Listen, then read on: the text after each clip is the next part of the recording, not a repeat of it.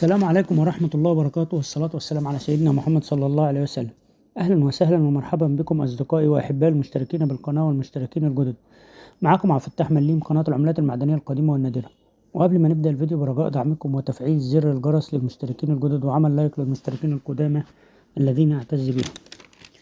معانا النهاردة عملة أندونيسيا 100 روبية عام 2016، وهي عملة ذات تصميم رائع، وهي من النوادر لأنها تخليدا لمشاهير أندونيسيا، والتي مرسوم عليها أحد أعلام أندونيسيا هيرمان جوهانس، وهو سياسي أندونيسي ولد سنة 1912 وتوفى سنة 1992.